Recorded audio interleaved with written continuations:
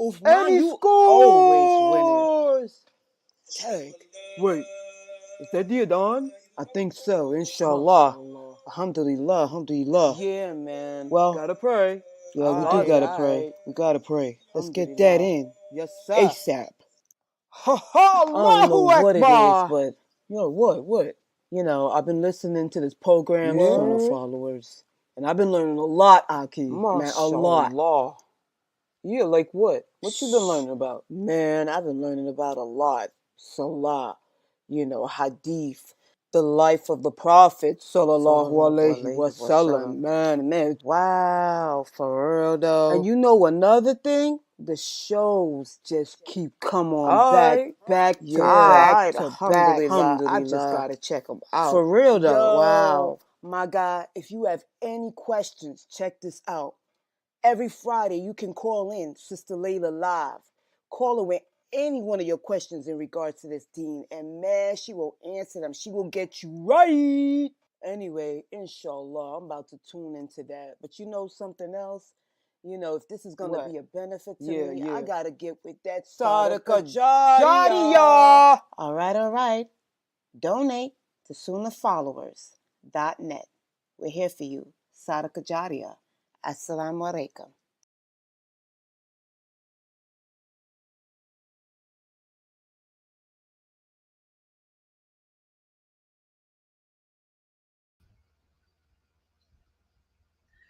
Okay, inshallah, in alhamdulillah, wa salat, wa salam ala wa rasulullah. I want to welcome everybody to our series on how to perform the prayers. And tonight we're going to continue our discussion on different rules or regulations regarding prayer in congregation. And just to ask a couple of questions to catch us up to date, who can tell me a man gets more reward praying his voluntary prayers where? A man gets more reward praying his voluntary prayers where? Who can answer that? In his home. Y'all agree with her answer? No. Yeah, he's voluntary prayer at home. Good job. Right, the voluntary. Yes, good job. Mashallah. Everybody else got it right. Exactly. A man gets more reward performing his voluntary prayers at home. And can a man, or should a man, let's put it this way, should a man perform the voluntary prayers with his wife and children? Should he? Yes. Why? Why? Why is it recommended for him to perform the voluntary prayers with his wife and family? Common sense, guys. Why? And he can do it. Yeah, but why should he do it? Why is it recommended? Common sense. A family that prays together stays together. Yeah, but why is it recommended though? Exactly, Aya, to teach them how to pray. Exactly. How else can you teach a person how to pray unless you pray with them? And I want you sisters to remember that your husband is your leader. He's held accountable. He's held accountable for what you and the children do. Allah is going to ask him, why didn't you make sure that your wife and children perform their prayers? Why didn't you make sure that they knew how to pray correctly? So it's his job to educate you as to how to perform the prayers correctly. So that's why it's recommended that he pray them with you. Now, what about this? A man gets more reward praying his obligatory prayers where? At the mosque. You guys agree with her answer? She said at the mosque. Yes.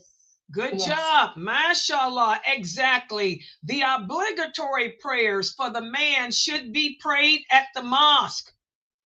They are more rewarding than praying at home with his wife and kids.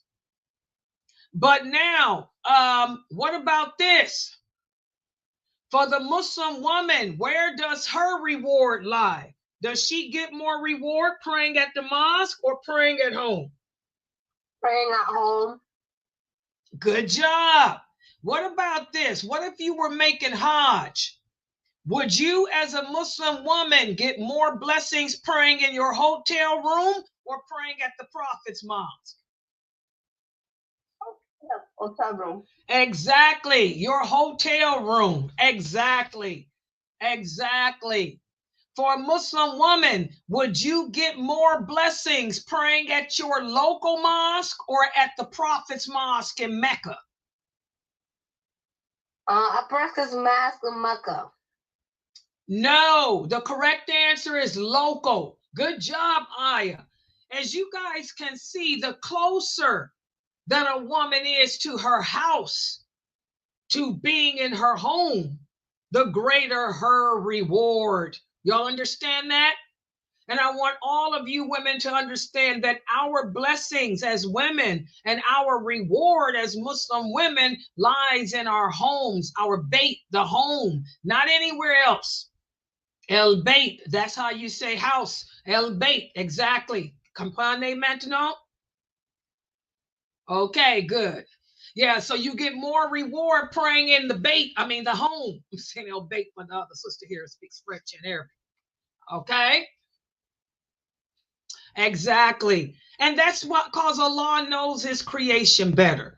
You know, Allah made it so easy for us women.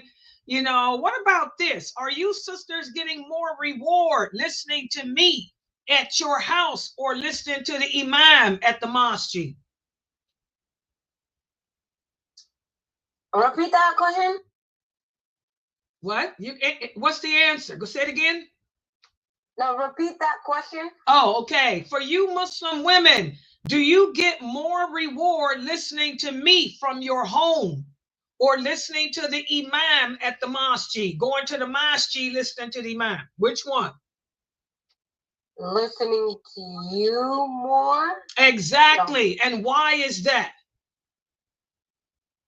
Because you are the one, as a female speaking, giving us more advice.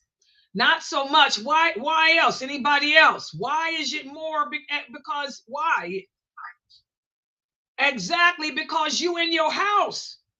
Again, you sisters get more blessings practicing your religion and learning your religion at home than outside of the house.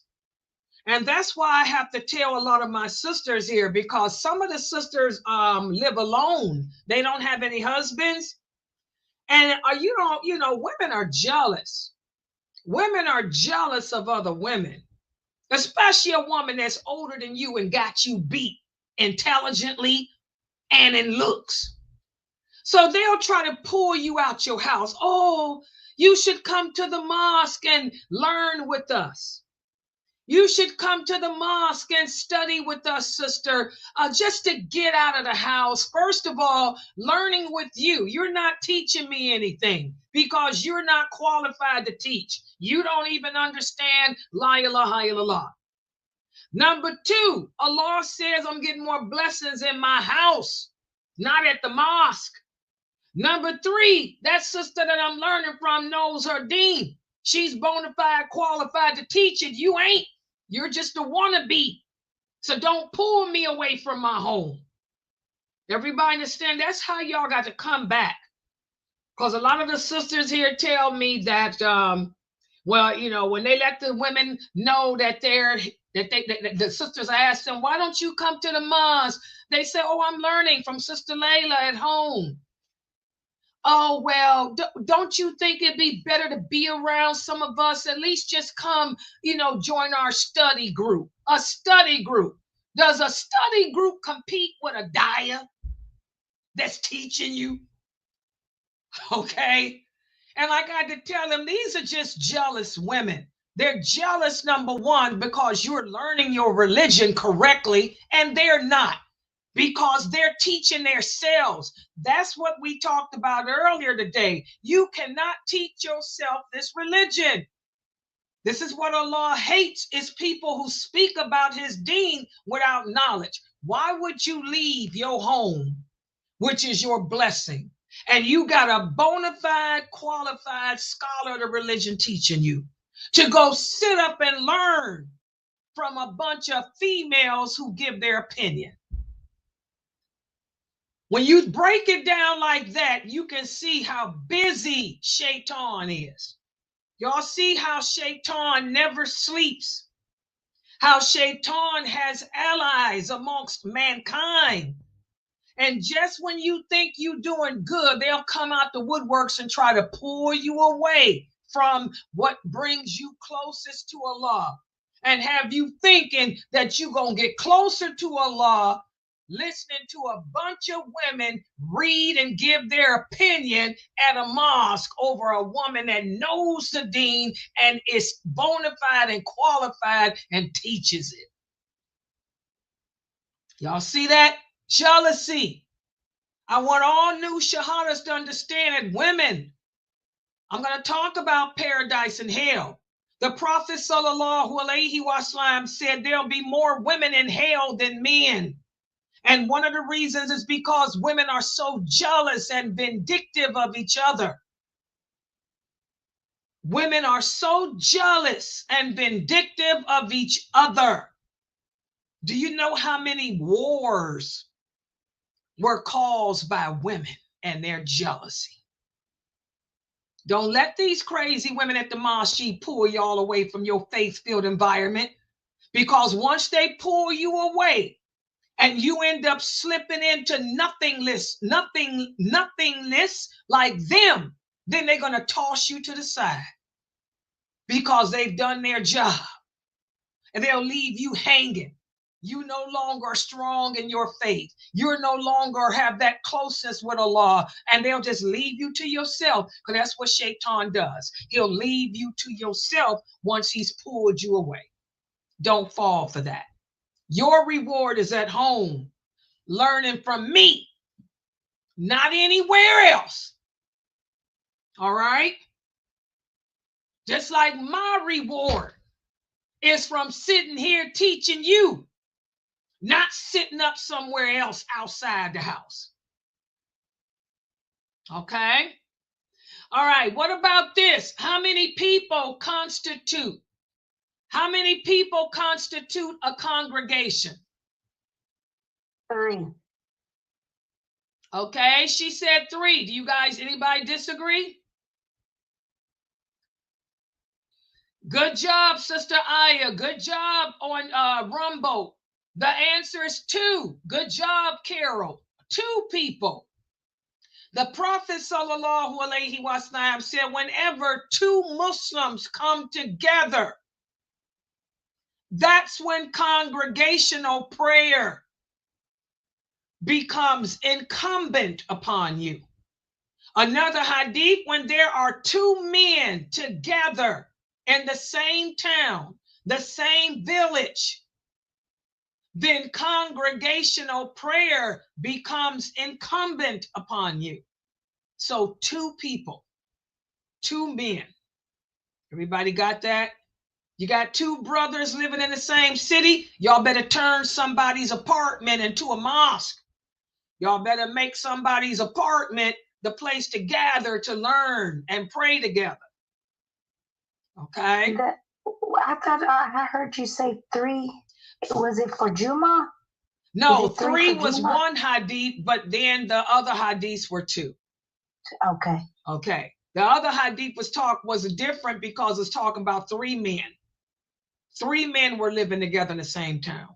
And that's when the prophet said, yes, congregational prayer. And that's when he said, whenever there are 2 men or more, then that's when it's incumbent. But the person that asked was asking about 3. Okay? Everybody understand that? 2 people constitute a congregation. That's the minimum. And it makes sense, because if it was 1, that means I'm the only Muslim here. 2 means I ain't the only Muslim. So let's do some prayers together. Let's do some khutbahs. Let's get together and learn about the deen. It makes sense. Remember, we enjoin the good and forbid the evil. So you enjoy it on yourself and with someone else. Good job. Okay, and what about this? Let me think what else we talked about congregational prayer. When praying behind the imam,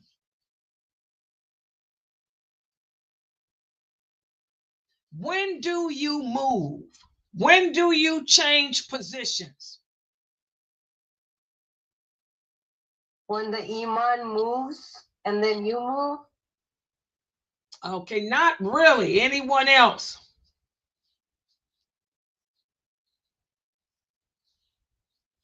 Not really. Because how you gonna know when he changed positions? You ain't supposed to be looking at him. When he says Allahu Akbar? Exactly. After he pronounces Allahu Akbar, the takbir. Because when you're praying, where are your eyes supposed to be? Who can remember that from another class? When you're making a salat, where are your eyes? Are you supposed to be watching the imam? What if you in the back row? You can't see him anyway. Where are your eyes? Your eyes are supposed to be on the spot on the floor where your forehead will be. So when the imam says Allahu Akbar, that's when you change positions. You change positions after you hear him say Allahu Akbar, because you're not going to be able to see him anyway unless you're in the front row. Everybody understand that? And now do y'all see why we pray the way we do? A lot of people ask, well, why do we say Allahu Akbar? Now you see what it's for. The takbir signals that I'm changing to another position. And we say it every time we change positions. Everybody got it? Okay, so those are some of the things that we talked about yesterday. Now let me put the PowerPoint up. I want to go over some more points about the congregational prayer. Hold on. Yeah, inshallah, this should open up.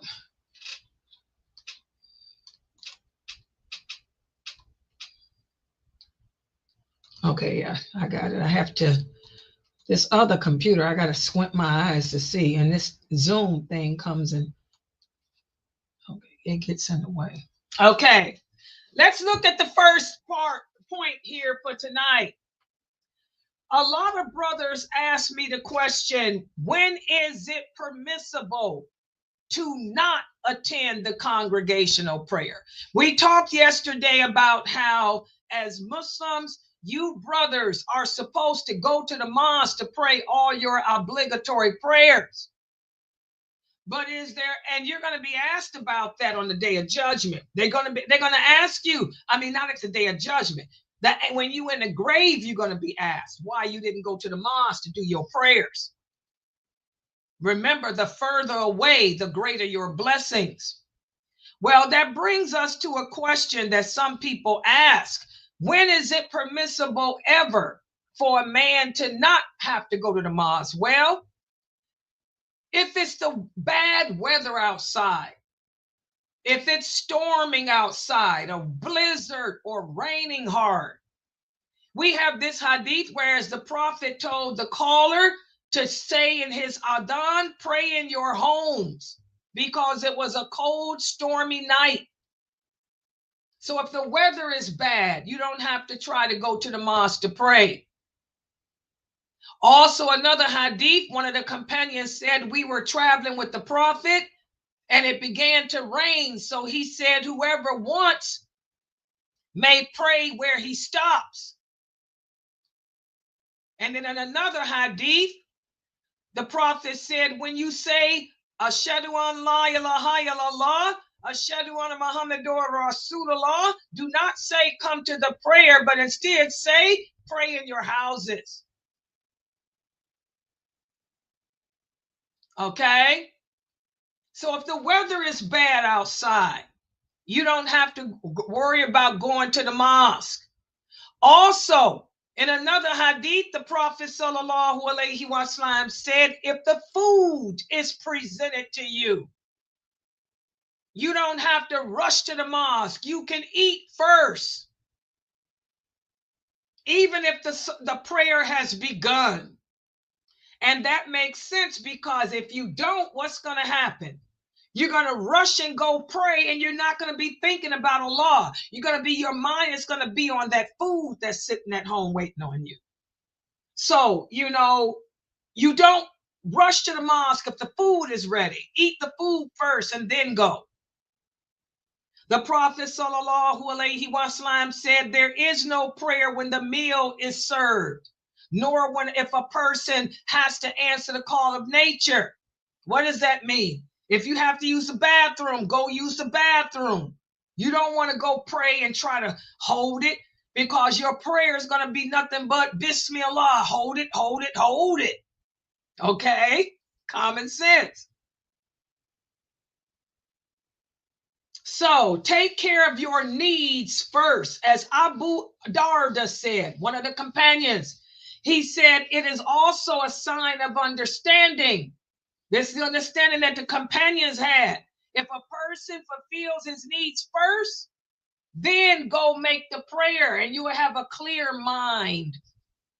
So that's why we eat first. That's why we use the bathroom first. So that way your mind can be clear and you think of nothing and no one but Allah. And now this brings us to another point. A lot of people ask me, who should be the imam of the mosque? Should it be the brother that has the PhD? Should it be the brother that has the longest beard? Should it be the brother, who speaks Arabic? Well, Islam teaches us that the person who should be the leader of the prayer, or the imam, is the one who has the most knowledge of the Quran. If there are two people who have memorized the same amount of Quran, then the one who has the most knowledge of the Quran and who has the most knowledge of the hadiths.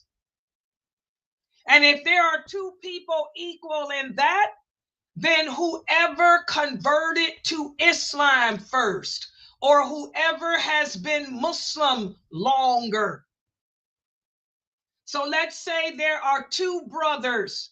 Both of them have memorized the entire Quran by heart as far as reciting.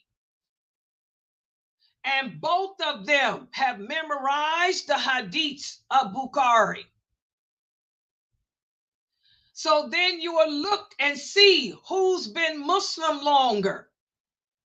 Well, both of them were born Muslim, but Brother Abdul is older than the other brother. So since he's older than the other brother, that means he's been Muslim longer. So he would be the imam. Y'all understand? That's how we determine. A PhD ain't got nothing to do with it. Like I told y'all, the Prophet Muhammad couldn't read or write. Abu Bakr, Umar, they didn't have PhDs in Islam. Nowhere does Allah say that knowledge, the most knowledgeable amongst you are the ones who have PhDs. Allah tells us that knowledge, hikmah, understanding is a gift that only comes from Him. So those PhDs, I'm sorry, they don't mean nothing. You can take them and flush them. And that's how I look at them. If you had any sense, you'd have got a PhD in technology, not religion, because hikmah only comes from Allah. I look at it like this. People who go to school to get degrees in Islam, they wasted their time. That's how I look at it. You should have went to school and got a degree as a doctor, an engineer, a nurse or something, so you can make some money and take care of your family, because that's your obligation. All right? So it's based on who has the most knowledge of the Quran, the most knowledge of the Sunnah, or the one who's been Muslim the longest. Where's my dalil? Here's the evidence. By the way, how can you tell if a person is a person of knowledge? When they make comments like I just did about this religion, they have to bring evidence from the Quran or from the Hadith to support it. Well, the Prophet sallallahu alaihi wasallam said, if you are 3 in number, then one of you should be the imam. And the one who has the most right to be the imam is the one who is most versed in the Quran. And most versed is the one who has memorized the most Quran. And that's based on the explanation or the understanding given to us by Ibn Salama, who is one of the companions. He said, your imam should be the one who is most versed in the Quran. Y'all see how I did that? I didn't mention no 4 imams. I didn't mention Ibn Taymiyyah. I didn't mention Sheikh Morsi. I didn't mention Sheikh Albani. I mentioned the Prophet Muhammad and his companions. That's the sources of Islam. That's how you can tell if the person know what they're talking about. We also have another hadith, whereas the Prophet sallallahu alaihi wasallam said the imam of the people should be the one who is the most versed in the book of Allah. And if they are equal in their recitation, then the one who is most knowledgeable of my sunnah. And if they are equal in that, then it's the one who converted to Islam first or became Muslim first or is Muslim the longest. Y'all see that? And if they are equal in that, then it's the eldest. That's my dalil about the age thing. If we are all born Muslim, most all of us are born Muslim, so who's the oldest? Okay? He said, no man should be an imam for another if the other is the leader in his home. What does that mean? If you come to my house, you cannot lead my husband if I had one in prayer. You'd have to, my husband would be the one to lead the prayer unless he gives you permission. No man should be the imam for another when he is within that other person's home. Everybody understand that? All of these hadiths are Sahih Muslim and Bukhari, and they're all authentic. Okay? We have another hadith, whereas we talked about how the woman gets more blessings in her home, the hadith of Humayd. She said to the Prophet, "O Prophet of Allah, I love to pray with you." The Prophet said, "I know you do, but your prayer in your home is better for you than your prayer in the people's mosque. And your prayer in the people's mosque is better than your prayer in the congregational mosque," which is the question that I asked y'all earlier. There's that dalil. Okay, so these are the what Islam, and this is all there is to say about who should be imam. Anybody that wants to add their own opinion or twist to it, shame on them. But this is it, as presented to us by Allah and his messenger. And that brings us to another question that a lot of Muslims ask me. Who can lead the prayer? Well, a young boy can lead the prayer. What does that mean? I'm talking about even if he is not the age of puberty. If you got a 6-year-old boy, as long as he knows how to pray, he knows the Fatiha, he can lead you. So if your son is 6 or 7 and he knows the Fatiha, he knows how to pray correctly, he can lead you. Also, a blind person can lead you. A person who is standing can lead the people who are sitting. And a person who is sitting can lead those who are standing. What does that mean? Let's say the imam is sitting because he can't pray standing up. He can still lead. Or let's say that you are a person that has to sit down to pray. You can have a person that doesn't have to sit down, that can stand to lead you. Also, a person who is praying an obligatory prayer, he can also lead a person who is praying a voluntary one. Okay?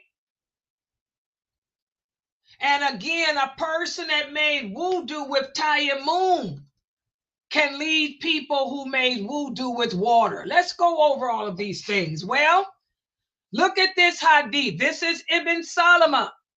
He led the people in prayer. How old was he? He was 6 or 7 years old. He was one of the companions. He led his people in prayer when he was 6 or 7 years old. Also, the Prophet sallallahu alaihi wasallam appointed Maktoum, the blind man, to lead the people in prayer twice in Medina. Also, when the Prophet Muhammad became sick, he prayed behind Abu Bakr while he was sitting. There's that, all that dalil. And he prayed in his house in a sitting position while those behind him were standing. Remember, I told you that the imam can be sitting and he can still lead you who are standing. Okay? As the prophet said, the imam has been appointed to be followed. If he goes into ruku', then you make it. When he raises his head, you make it. If he prays sitting, then pray sitting behind him, unless he tells you that you don't have to. Okay? We have this hadith where Mu'ad would lead the Isha. He would pray Isha with the Prophet sallallahu alaihi wasallam, and then he go back home to his people and lead them in the Isha prayer. And that was a nafil, or a voluntary. He got a voluntary reward for that, or even though it was a fard prayer for them, because he had already made it. So there's a dalil that I can lead you even if I already prayed that prayer. Okay? We also have this hadith where one of the companions said, I came to the Prophet in the mosque and prayed, and they prayed, and I didn't. And the Prophet asked me, why didn't you pray? And I told him, I prayed in my home and then came here. And the Prophet told the man, when you come to the mosque, pray with the people and it will count as a voluntary prayer for you. There is a dalil for that. Okay, and we spoke yesterday about how the Prophet had led the people in prayer. A man came in late afterwards, and the Prophet asked, is there anyone here who would like to lead him so he can get the reward of praying in congregation? So we have all these hadiths. And also this one here, after the conquest of Mecca, the Prophet led the people in prayer by praying 2 rakats because he was a traveler. And he told the people, and he did the second rakat, he said, "O people of Mecca, stand and pray your last 2 rakats because we are travelers." There's a dalil for what I told you yesterday. Say, for example, the imam is a traveler, and he's only going to do 2 rakats for dhuhr. He performs his 2, but instead of giving salams in the second rakat, he will say, "Oh people, stand and pray, continue your prayer." And then he will salam himself out and you guys will continue. There's a dalil for that. Everything we say has to be supported with clear evidence. Clear evidence is a hadith that clearly says whatever you are saying. It cannot apply to something else. All right? Also, who cannot be an imam for you? It is not allowed for a person who has a health problem, which does not allow him to keep his wudu, to be an imam for others. So say, for example, you're incontinent. You have a problem holding your urine. Then you cannot be an imam for others. Okay? Also, this is a question that was asked yesterday. Can a man lead a woman in prayer? Yes, but it is preferred for a woman to have a female imam. But yes, the man could lead his wife. For example, at home, the man can lead his wife and family.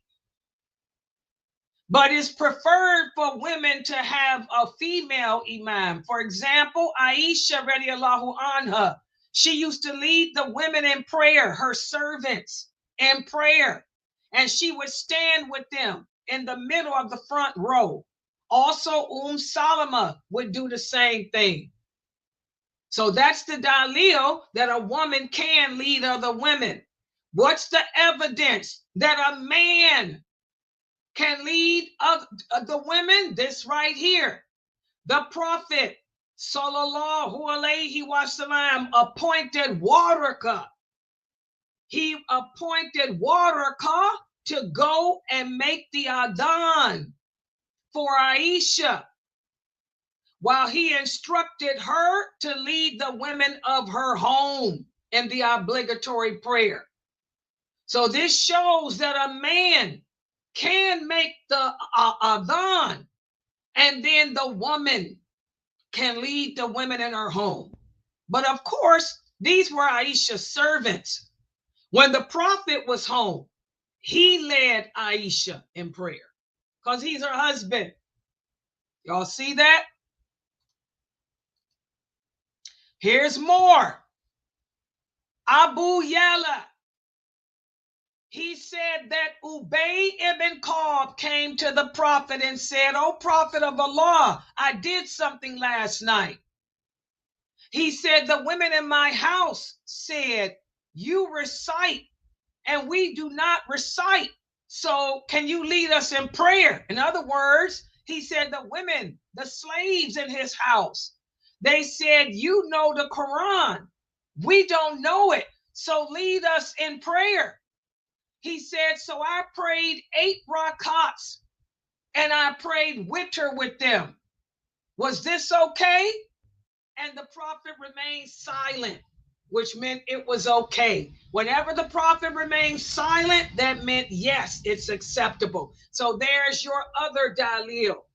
There's more authentic dalil that a man can lead the women in prayer.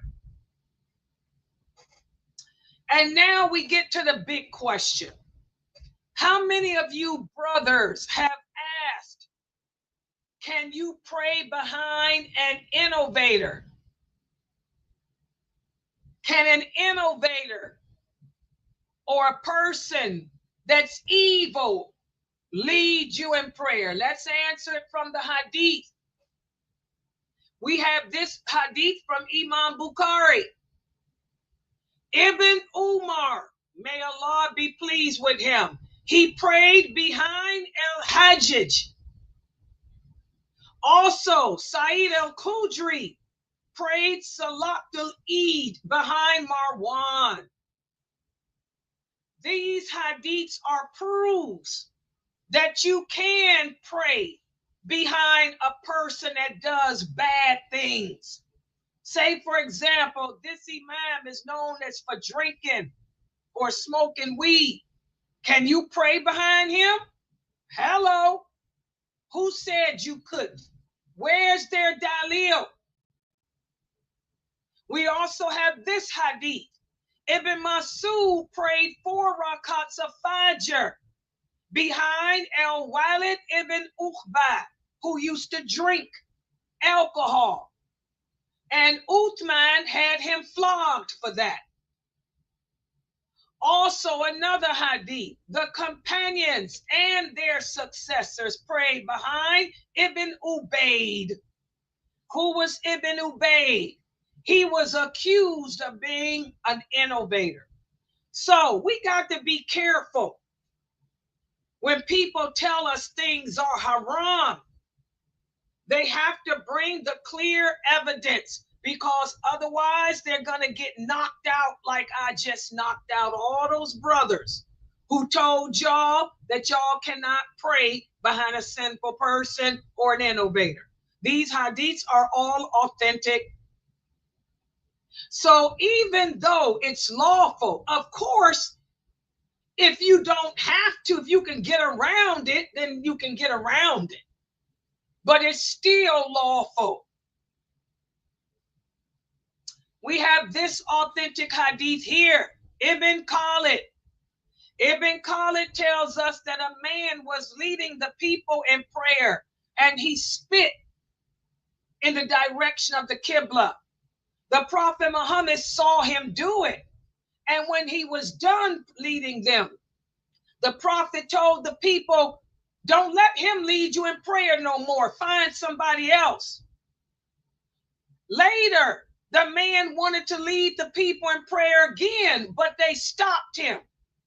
They told him that the Prophet told us not to pray behind you. So the man went to the Prophet and said, is that true? The Prophet said, yes, because you offended Allah and you offended me when you spit. So this hadith shows, and all of these hadiths are authentic, they show that even though it is permissible to pray behind an innovator, even though it is permissible to pray behind a person that commits a sin, if you can get out of it or find somebody else to lead you, you should. That's what this is telling you. Because the people were able to appoint somebody else to lead them other than him. Okay? But can I tell you, because you prayed behind a heretic, that your prayer is not accepted? No, it is. Because the companions were in situations where they prayed behind heretics. The companions were in situations where they prayed behind known sinners. Like I tell you guys, there is nothing that we are doing on earth today that these companions have not already done. We just got to learn this religion correctly and stop listening to people give us answers that are based on their opinions instead of answers that are based on the two sources of Islam, which are the Quran and the authentic hadiths. Okay, I'm going to stop right here. Subhanakallahumma wa bihamdika ashhadu an la ilaha illa anta astaghfiruka wa atubu ilaik. Are there any questions or comments? Any questions or comments on any of these hadiths? I have a question. So if you live far out and away from the masjid, so your husband can get two other men or just him and another man to do a congregation prayer? Like we live around one more Muslim family. But so y'all in a sometimes they city, won't be- y'all in a village, right? There's a mosque. You in Texas, y'all got a mosque. So we're about 45 minutes away from a mosque. Okay, it's not, but still that's the same town, right? Yeah. So technically y'all got a mosque. Okay. Yeah, but like say for example, since you are 40, but you can, since you are 45 minutes away, say for example, but y'all got cars, right? Yeah. Ain't no excuse. Yeah. No excuse. I ain't even gonna go there. No excuse, because we got cars. We drive. Y'all ain't poor. Go, you got a mosque. Go to the mosque. The reward is in the mosque. The companions they didn't have cars back then. They didn't have towns either. Some people Bedouins actually lived in the desert. So you guys really don't qualify for that. Y'all got cars and, you live in a city. Yeah. His reward is at the mosque. Yeah. Now, if he wanted to make a mosque, build a mosque, y'all could. That's grounds for congregation. So what does that mean, Layla? That means that's grounds to build a mosque. If y'all wanted to turn a barn into a mosque, y'all could. So would I have to have 2 or 3 then? 2. 2. Yeah. Okay. If y'all want to take one, like, because if one of the barns and turn it into a place to pray, I mean, because y'all do qualify for that. Yeah, you could do that. Yeah, he can do that because 45 minutes is a long drive. It's almost an hour. So that's ground. Why don't y'all just build a mosque, make a mosque? That's what we're thinking. Yeah, and that's what y'all can do. You can turn your barn into a mosque. That's what they did out here where I live. They got a mosque in another town. Even though we got a big mosque here and it serves all 3 of these cities, the students built a mosque. They got another mosque that I had just recently found out that's in another town that it was a place that they're building that they turned into a mosque because it's easier than driving the 40 minutes. Theirs is 40 minutes away. Yeah. So you could do that. Turn your mosque. Yeah. Tell your husband to turn the barn into a mosque. That's how. Okay. Yeah. Y'all will get reward for that too. That's blessings for you and him. Yeah. That's blessings. But yeah, but until he do it, tell him to get his butt to the mosque though. Y'all got a car and stuff, SUV, but tell him to work on that. That's something good he can do. Look at the blessings he'll get for building a mosque. Yeah, that's good for y'all. Yeah, any other questions? Okay, I want to thank everybody for joining. Don't forget that tomorrow is Thursday. This week done went by quick. We got Dr. McBride here. He's going to be talking about the human brain. Do y'all remember what part of the brain he doing? Anybody? I forgot. Layla, you the one that had him talking last week. What is he going to do? Layla, what did y'all talk about to do? I thought he was going to talk about anxiety. Oh, yeah. Yes, Anxiety. Yes. Oh, yeah. Let's write that down. So, yeah, she's going to talk.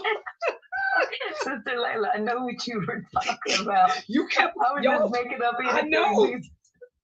But you got a topic out of it. Exactly. Y'all got a topic out of it. Anxiety. That's going to be good. We're going to be talking about anxiety, the human brain and anxiety. That'll be tomorrow at 6 p.m. Eastern Standard Time. And then we have Sheikh Saad's class at 8:30 and my class at 9:30. The Maqasid Tafsir. All right, so subhanakallahumma wa bihamdika ashhadu an la ilaha illa anta astaghfiruka wa atubu ilayk. Girl, yeah, it was supposed to be anxiety.